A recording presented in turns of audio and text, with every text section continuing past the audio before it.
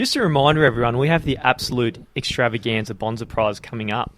I don't know how many books it is, but it's 48, 50 books, something like that, and you can win them all. Every single book that we've done from season 2, so from 7 Habits of Highly Effective People all the way through till the end, you can win every single book. Mate, it's absolute Bonza Prize. And there's 3 ways you can jump in and put yourself in there in the running to win it. So the first way is to leave us a review, whether that's on iTunes, on Spotify, wherever you're listening, just leave us a review on there. Yep, the second way is to fill out the survey we have, and you can go to whatyouwilllearn.com/survey. It's about 3 minutes, 3 or 4 minutes of your time.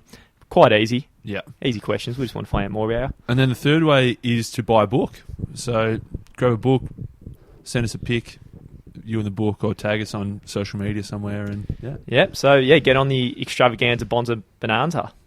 Win 50 books. Change your life. Everything gets better.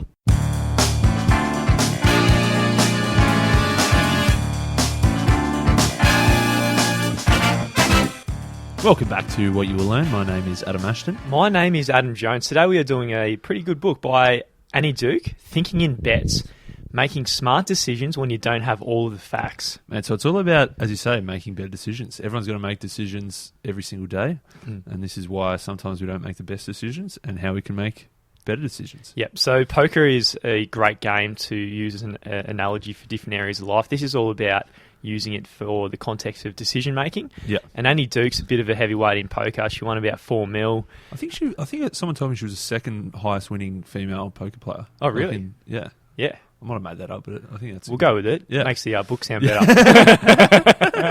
Definitely. Yeah, she's a juggernaut. Yeah. So thinking in bets is all about moving towards objectivity. That's a big part of it. And there are 2 things that determine how our lives turn out, and that is the quality of our decisions and luck. That's it. And it's a big thing that we fall into the trap of attributing luck as the quality of decisions, or vice versa. And so that's one of the big things we've got to be careful. Mate, you're writing a text message. Sorry, mate. Just putting on Do Not Disturb. So good work. Yeah. So then you don't get disturbed. Exactly, mate. So chapter 1 of the book, man, it's life is poker and not chess. Yeah, and so obviously chess as a game, we'll get into a bit more, but chess is mainly computational poker. There's a lot more in it, and life is much more like poker. Yeah. So she tells a story of Super Bowl 49. I think it was the Patriots versus the... Fuck. We'll go with the Dolphins. Anyway, the two teams. One team was down by a little bit, and they had the ball on the 1 yard line. And so neither of us are big gridiron watchers, but I'll probably watch half an hour each year of the Super Bowl. But anyway, so they were 1 yard out. They were literally right next to the touchdown zone. If they score, they win. There was 30 seconds left, and the coach decided to pass instead of run. So I think it's 1 yard that they need to run it. They decided to pass. Ended up getting intercepted. The game is over. And so most people thought that was an absolutely stupid decision. Why would you pass it? You're 1 yard out. Worst decision of all time. But what we're falling into there is a thing called resulting, where we're basing we're weighing up the decision based on the result. So if you had if you had, rather than looking at the decision in isolation. So if you had taken that grab, scores a touchdown, wins a game, they would have said that's the best decision you've ever made. But because it got intercepted and they lost the game, they said that's the worst decision. But even though it's the exact same decision. My brain just had a flashback, and there's an Australian example that just popped into my head, which is the other way, which has turned out to be a good decision. I remember about 15 years ago, Steve Waugh, who's the captain of Australia, I think we had 3 wickets to go. It was really close to the very end of the game. And Steve Waugh put in Michael Clarke to bowl. And he's like, not a very good bowler, not known at all. And everyone's like, what an idiot beforehand. Michael Clarke got like 3 wickets and a hat-trick. And then Steve Waugh was the absolute king and the best captain of all time. Yeah, so exactly. Goes both ways. It goes both ways in that the decision itself is the same regardless of the outcome. But we always look at the outcome to decide how good the decision was. Yep. But yeah, so that's resulting. And it feels better for us to think that the world is orderly. But there was a lot of randomness and uncertainty at the time of the decision. But looking back, and this is moving on to this thing called hindsight bias, which we'll get into also. Yeah, and hindsight bias is just saying that when we look back, it seems like the only possible outcome. Even though when we're in the moment and we've got 10 different options and all 10 are equally likely. But then when we take one decision, we look to the other end and we look back, it seems like, oh, that was the only decision possible. We forget about the other 9. Yeah, it's bang on. So yeah, poker, it's a lot more... Sorry, life is a lot more like poker and not chess. So chess, on the other hand, it's not really a game by the theory of the game theory kind of standards. Chess is a well-defined form of computation, and you may not be able to work out all the answers, but in theory, there must always be a right procedure in any position when it comes to chess. But in poker, there's a lot of uncertainty, and you know, Joe Blow can beat fucking the top dog. And that's the thing, because there is luck in poker. There's no luck in chess, essentially, in that there's only the set amount of moves. In poker, there's things there's like stuff that you don't know about. You don't know what cards the other person has. You don't know what cards are going to come out next. Yeah. There's also, you know, people are bluffing, or they're trying to double bluff you. You know, there's a whole bunch of stuff about a whole bunch more going on. Yep. So, yeah, poker's a game of incomplete information. So we really don't know what's going to happen in our future. So we've got to kind of optimize our decisions to try and get the best outcomes. But you know, you can make a great decision, but then you... I was going to say something negative, something bad, but we won't go there. Mate, there's a whole lot of other things that tie into why we make poor decisions. And she ties into a lot of things that we've covered in other books, like Thinking Fast and Slow, Predictably Irrational, Influence, Win Bigly. I'd strongly recommend going back to have a listen to those. You know, things like confusing correlation with causation, things like confirmation bias, things like taking cognitive shortcuts, a whole bunch of these things. Like one good example is, you know, the two parallel lines, and one's got the arrows pointing in and one's got the arrows pointing out. And you look at it and you think the one with the arrows flayed out, the line looks longer. And even when you know and you measure them and they're exactly the same size, you still can't unsee that illusion. And so that's some of the things where our brain's playing tricks and makes us make incorrect decisions. Yeah, our brain, is weird like that. Yeah. So the next part of the book is Want to Bet. It's chapter 2, and she's saying how everything is a bet. So you know, you go for a new job or relocation to a new area, that's a big bet. Sales negotiations, buying a house is a bet. You might be at a pub and ordering a Parma because I did this last week. It was like, you know, at a fancy restaurant, you take a bet and do something more fancy on the menu, and when it comes out, it could be really, really good. Yeah. But there's also that chance that it's not good. So you just go for the safe option. And that's even a bet. Yeah, exactly. And so that's what you're saying is everything is bets, but we very rarely look at it as though it were a bet. And the benefit of viewing it as a bet is we take it a lot more seriously. Like if I say, oh mate, definitely get the Parma, it's going to be way better than the steak. And then if you say, do you want to bet?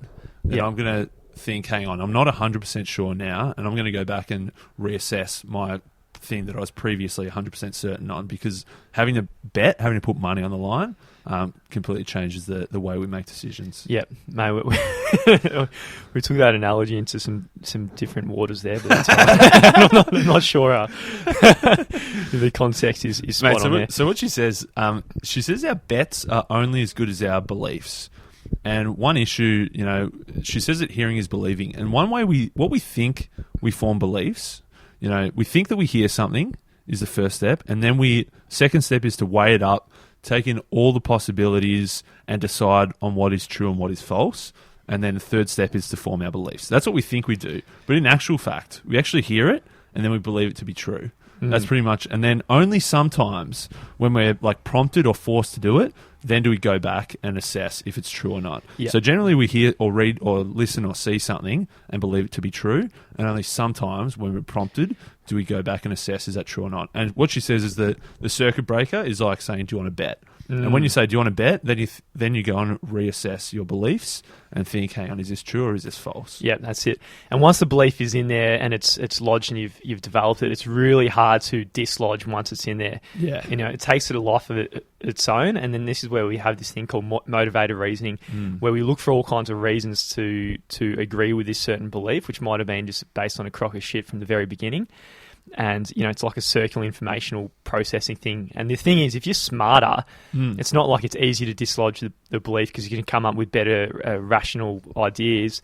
You actually can find more reasons to back up this crock of shit that you've ended up believing. So with motivated reasoning, intelligence is not a good thing. Exactly, man. And it actually came up in the other book, Skeptic, as well, and that if you're smart, then you can form a strong argument and you're probably better at arguing, better at coming up with reasons, and it sticks in there. The other thing she says that smart is worse is like, if you're really good with numbers, if you look at a whole bunch of data, then if you're smart, your brain twists the data to make arguments one way or the other. Whereas if you're not as good with numbers, then you're probably looking at it more objectively without trying to force these trends and stuff onto it by being smart. Back to the poker analogy, there's one thing out there. This was my favourite hand, man. And it turns out it's shit. But like 6 or 7s of diamonds is there's widely regarded as a great hand. Suited connectors, because you can stealthily get to the end and you can win a big pot because you might smash a flush or a straight flushes don't come up that often, man. But they don't come up that often. But this is a belief that goes around, and I haven't yet dislodged this belief at all. But anyway, there was someone who went up to Annie and was saying, I was so unlucky I didn't get the flush at the end or whatever. And Annie said, why were you playing 6 or 7 of diamonds in the first place? And he goes, no, it's not the point. The point is, I'm unlucky. That's what he was saying. Yeah. Yeah, that's it, man. Motivated reasoning. Just play pocket aces instead, mate. Yeah. You tight ass. Mate, what she says is, one thing that we do as well is we either view something as 100% right or 100% wrong. And so she says that we need to redefine wrong in thinking that nothing's either 100% right or 100% wrong. There's always going to be somewhere in between. So if you can think either, rather than being 100% sure, and then if you change your belief, you have to then be 100% wrong. She says if you can say, I'm 60% sure of this, and then you hear some new information, reassess, and you might say, now I'm 45% sure on this. Yep. So you haven't dropped from completely right to completely wrong. You haven't completely destroyed your own, your story that you tell yourself that you're a genius. You're just saying that actually I've taken on more information, I'm reassessing, I'm shifting it down 15%, not 100%. Yep. Yeah, declaring uncertainty makes us more credible communicators. In my opinion, I don't think there's a lot of industries, if you said, I'm not sure, like if you're an engineer, a structural engineer, and you're saying, I'm 70% certain your building's going to stand, I think you're better off just saying, you're sweet, it's not going down, don't worry. But that's that's a bit of an outlier, maybe. That's what she says. She says it's saying, I'm not sure. It allows that uncertainty. Firstly, it's like a more accurate representation because you're probably not 100% sure. It also allows you to step back and reassess. And it also lets other people add in their input. If you say, no, I'm 100% sure I'm not changing my belief, if I've got more information, I'm not going to say anything to you because I think it's useless. He's stuck. He's stubborn. He's not going to change his mind. But if you say I'm not 100% sure, then I can give you my perspective. And then by you taking on an extra perspective, it might make your assessments better and more accurate.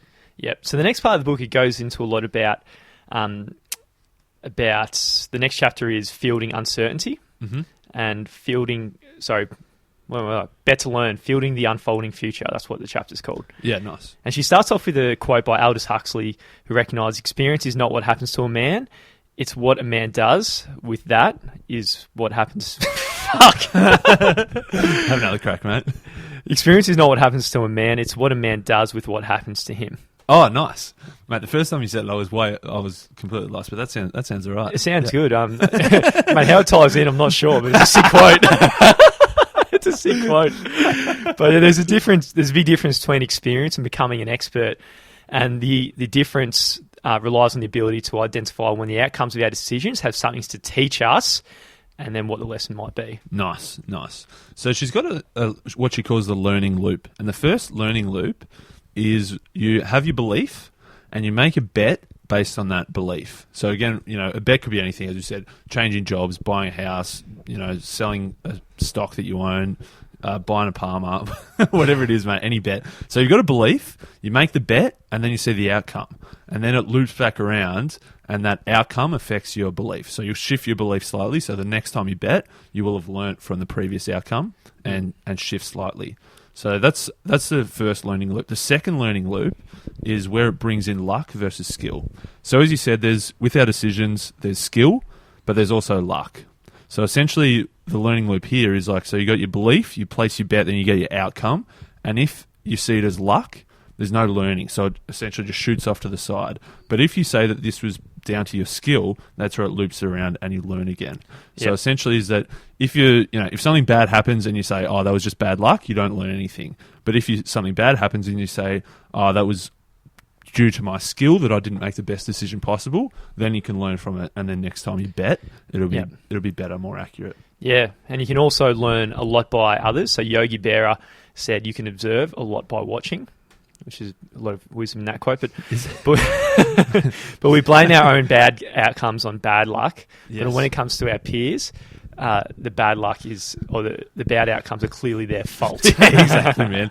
If we do something wrong, we say, "Oh, that was bad luck." If we see someone else do something wrong, we say that was poor skill. We would have done better. Yeah, that's the thing she says. These fielding these outcomes, you have to decide how much of the outcome was based on luck and how much of the outcome was based on skill. And as we were saying, if you attribute every good outcome to you being a genius, that's bad. And if you attribute every bad outcome to luck, that's also bad. So you need to work out the percentage split between luck and skill in every outcome. Definitely. One of the strong things she says you can do is adopt like a buddy system. And it sounds a lot like the old mastermind group from Napoleon Hill's thing. But a group can this sounds like chapter 4. It is chapter 4. Buddy system. It is. A group can function better than the sum of its parts, yeah. but it doesn't automatically turn out that way. Yeah. So being in a group can improve your decision quality by exploring the alternatives and recognizing where our thinking might be biased. But she says not all groups are created equal. So to have a good group, you have to be focused on accuracy, which is rewarding truth-seeking. So, being objective, being open-minded within the group, always looking for the truth, not just to confirm each other's own beliefs. Yeah, that's it. And number 2 is accountability. So everyone needs to be accountable to whatever their ideas are. And that's it. And then just saying something ridiculous, saying, yeah, this is exactly right. You have to be accountable for that. You can't just say shit. You have to be able to back it up. That's it. And 3 is a bit of a pupper. It's openness to diversity of ideas. That's it, man. And that's all about, you don't want an echo chamber of everyone just saying the same shit in your group. You want some difference of opinion. Yes. And one of the actionable things you can do on Twitter, because it's likely that everyone you follow on Twitter is ideologically aligned with you. Yep. So start following some people from the other side. Exactly, man. She talks about the matrix, the red pill or the blue pill, in that, you can't just shove this down someone's throat. To become truth-seeking, to realise that there's luck and skill, to realise that we don't know everything. So, they can take the blue pill, the story ends, just wake up, believe whatever you want to believe. Or if someone's willing to take the red pill, to realise that there's a bit more to this, that's the type of person you want to be hanging out with, I reckon. I think if you've listened this far into the podcast, then you're a red pill kind of person. You want to see the truth, not just, believe the fit. You're pretty much 50% woke. Yeah, exactly, mate. Listening to this shit. Exactly. You're there. So we are all inherently biased, right? And in 1950, there was a movie called Rashomon, and she was saying in the scene, and there's a lot of people had different opinion, but there was a scene where a lot of people thought it was this horrible rape scene. Yeah. But there was this other group who thought it was this beautiful seduction, like the 50 Shades of Grey type. Yeah. So the rape was by a bandit, and then in the bandit's duel, half think that the bandit killed the husband, but half thought it was suicide. So we're all seeing 2 different sides to the same story. Yeah. 2 movies, 1 screen. Kind of goes to that. Scott Adams would say. Yeah, we got the different perceptive filters that filters all the reality through some different kind of routes. Exactly, man. Mate, Chapter 5, Descent to Win. He talks about this dude called Robert K. Merton, one of the most influential sociologists of the 20th century, and he had a thing called the kudos system. So C was communism, saying data belongs to the group. So if you want to make a group better, everyone needs to share the same data. You can't just hoard data and say, I know this, no one else is allowed to know it because I want to be the only one with this info. If you want the better decisions, you need to share the data. The U is for universalism. So you've got to apply the standard evidence, across all truth claims. You can't just, treat yours better than someone else's. The D is disinterestedness, so that's removing conflicts of interest. So conflicts of interest could be financial, so obviously if you place a bet and you want one outcome over the other, there's a conflict of interest there. But there's also conflicts of interest when it comes to admitting your ignorance because you don't want to see yourself as wrong, the desire to take credit, all these sorts of things are conflicts of interest. And the OS is organised skepticism, so always be willing to question beliefs. So that's what he says is 4 super important things, when you're looking at any claims, to have this kudos system. Yeah, it's all about this truth seeking of the group, going for the truth and understanding where your limits with all your biases are. And so there are several ways to communicate and maximise your ability to engage in this truth seeking, to find what's objectively true rather than all this subjective stuff. And the first is to just express uncertainty. So don't be sure, understand you're not sure about shit. Really. That's it. If you're talking to someone else, you have to express uncertainty. Because as we said, if you're 100% certain, you're not going to get their side of the story. You need to express uncertainty and be open to getting someone else's ideas. Yep. Another good one is to find the truth, and it's to do improv. And this comes up in pretty much every book because improv's fantastic. Mate, that's confirmation bias because you've done improv. I love improv, man. But it's all about saying yes and rather than the but. The but kind of stops the truth seeking in the story as you're kind of going together to find something. It's that's yes it. And. Yeah, that's it, man. She calls it leading with assent. So if someone else has got a different opinion to you, always look for something that you agree with first. And that's where you say the and, because you want to get this person on side with you first by saying things that you agree with. Yep. And then the third step is to, ask for this agreement to engage in truth seeking. So, is this person just wanting to vent to you, or are they genuinely looking for advice? Have they taken the red pill and they're actually looking for an outcome here? And then the fourth thing is focus on the future. Yep. So after you've expressed uncertainty, you've led with assent, you've asked for engagement to discuss this properly with them, then you're focusing on the future. You don't want to say you did this wrong and all these past decisions you made were stupid. You want to be looking to the future. What can you do better next time? What can be improved in your decision making? Yeah, and that openness to new ideas is absolutely huge because otherwise you're just going to be stuck in your own little world and not breaking out of the matrix and becoming like Neo. Mate, chapter 6, Adventures in Mental Time Travel. So this is the final chapter where she talks about a whole bunch of different ideas that we can use now to improve our decision making. Yeah. So the best poker players in the world develop practical ways to incorporate their long-term strategic goals into their moment-by-moment decisions. Mm. So, on the other hand, what most people have what they do instead is this idea of temporal discounting, where we favour our present self at the expense of our future self. Yeah, and that's kind of the natural thing to do, isn't it?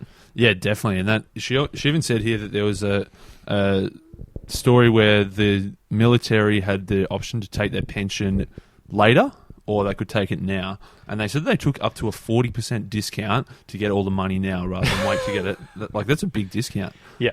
Other things is like lottery winners. If you win the lottery, you win a 50 million jackpot. You don't win 50 million straight up. You get it as an annuity of, 5 million a year over 10 years. Or you can take 30 million right now. And most people take the discount. Or as Dan Ariely talks about, if someone says to you, you can get 1 chocolate bar right now or 2 next week. Obviously, logically, we should take 2 because it's double and we're only waiting a week, but we don't because temporal discounting. And explains the credit card debt that a lot of people find themselves in. Mate, 100%, man. Mate, one thing she says we can do, so there's a bunch of things we can do. One thing she says is moving regret in front of our decisions, because normally we make a decision and after the decision has gone bad, we regret it. Yeah. She's saying we need to regret it at the start, So she says the 10-10-10 strategy. She says, what are the consequences of this decision in 10 minutes, in 10 months, and in 10 years? So you need to be almost having that regret first, seeing if the worst case scenario happens, what happens in the next 10 minutes, 10 months, 10 years. Yeah, regret is definitely one of the strongest emotions. And that's why I think Buddhism's so strong about this idea of we're all impermanent, because once you realise that you're impermanent, you kind of do look at your life from the end in mind and through the filter of what you might regret. And there's actually companies right now, and I think we might have touched on this in other podcasts, is virtual reality where it puts up an image of yourself in 20 years' time and you're more likely to make better long-term decisions if you see yourself from that kind of context. Yeah, if you see an 80-year-old picture of yourself, you're more likely to save more for retirement and other things like that. Yeah. Yeah. Another one is avoiding tilt. So in tilt, it's the idea when you lose a poker hand, you get all emotional and then you start doing stupid stuff directly after. Go all in on a 6-7 diamonds, mate. Yep. Yeah. So it's blowing out of a proportion of a momentary event because of the in the moment emotional reaction. So you want to get rid of that. Yeah, get rid of tilt. It's almost like independent scenarios. You can't be basing your next decision on your previous decision just because of emotional tilt. Yeah. Another one is, I'm going to butcher this word, Ulysses. Ulysses contract. Yeah, Ulysses, man. Mate, so it was a story of Ulysses. I think he was getting home on his ship, and there was a story of he was going past the sirens, and the siren song was so beautiful. I assume he wanted to go root these mermaids or something, but the siren song would attract the boat and steer you off course, and then you crash into the rocks. So what he did was he tied himself to the mast and he put wax in all of the crew members' ears, so they couldn't hear the song. And then he said, whatever I do, just stay on course. Don't I'm going to want to go and listen to these beautiful people, but it's going to kill us. So keep going. So that's what he's saying is that Ulysses Contracts, he's tied himself to the mast, so he can't do anything. So a real life example might be if you're going to the bar drinking, don't drive, take an Uber, because when you're drunk, you'll have to make the decision, do I drive home, am I close enough to the limit, or should I get an Uber home? But if you take the Uber there in the first place, you've eliminated that decision. So these Ulysses Contracts, they're making the decision before you have to make the decision, essentially. Yeah. And it can either raise barriers or it can reduce barriers. So I'll give one last example is if your goal is to eat healthier, adding a barrier would be throwing out all the junk food in your cupboard. So that's adding a barrier. Yes, you can still go to the shop and buy it, but there's that barrier there. Or removing a barrier would be always carrying around fruit and nuts with you as healthy snacks, because that's remove the barrier and you can straight away eat the healthy stuff. Yeah, love it. And probably continuing on for that, if you're doing that, you could buy probably gym clothes and put it at the end of your bed and all that kind of stuff. It's making a contract with your future that you got to kind of pull through. Another one, do you like Decision Swear Jar? Yeah, it was solid. Yeah. What was it? So I guess the concept of a swear jar, when you were kids and your parents didn't want you to swear, any time you said a swear word, you had to put 10 cents in the swear jar or whatever. Or whenever Dad did it, then you had to throw a buck in there or something. I don't know. Yeah. But so this decision swear jar can either be self-imposed or from a group. But it's saying anytime you say things that are bad for decision making, you have to throw it in your mental decision swear jar. So anytime you say, "I'm certain this is definitely going to happen. This always happens. This never happens," anything of illusions of certainty. Any irrational outcome fielding, like, oh, that was just bad luck. Anything you're saying, I'm completely right or I'm completely wrong. Any moaning or complaining about results, that's when you throw into your decision swear jar. Sick. Another one was dendrology and hindsight bias. So there are many futures and many branches of the tree, but there's only one trunk. So she's talking as if like the futures, the branches going out, but the past is the trunk. So and as the ever advancing present goes up, it acts like a chainsaw and starts cutting off all the different branches, and so you've only just got one pass. But when we look back into the past, sick analogy, when we look back into the past, we only see the one thing that happened, and it seemed inevitable. That's it, man. So at the start, we've got the big trunk and we've got a whole bunch of twigs, branches going off it. But as we move up the trunk, the chainsaw chops away, and as you say, when we look back, it seems like it was always some inevitable. Things that might be, in the present, it might be a 2% chance of happening. But once that 2% chance happens, you look back and you go, of course, it cuts away everything else. And that's probably why Brexit happened and Trump. Looking back, it's like a lot of people would feel like, of course, Trump won and finding all these reasons. Yeah. But in the present, it was just a small chance of happening, and because it happened, our hindsight bias thinks it was inevitable. Exactly, man. I thought that was phenomenal. Yeah. That was a cool analogy, the tree thing as well. Yeah. That's pretty much all from me, man, thinking in bets. Yeah. So I don't know, man. I went through a weird cycle with this book. At the very start, I loved it. Through the middle, as I read more and I listened to a lot of podcasts with Annie Duke, I thought it was really basic shit. But then the more I read and the more I listened to it, I came back up and thought this is absolutely phenomenal. Yeah. So, went through a weird cycle with that one, but yeah. Yeah. I thought it was an okay book. Yeah. Before, beginning, middle, there's no loop around, or it was just an okay book the whole time for me. But man, I reckon this stuff obviously there's a lot of other books that have tied into this. We talked about Skeptic, Thinking Fast and Slow, Predictable Rational Influence. There's a lot of other stuff that she brought in, which I think is good. And if you've never read that stuff before, I reckon that this would be a really, really top phenomenal book. I reckon. Yeah, especially if you're a poker player. Yeah, for sure, man. So we're going to speak to the Duke Master. Yep. And ask a few more things about thinking bets. Yeah, looking forward to the Duke.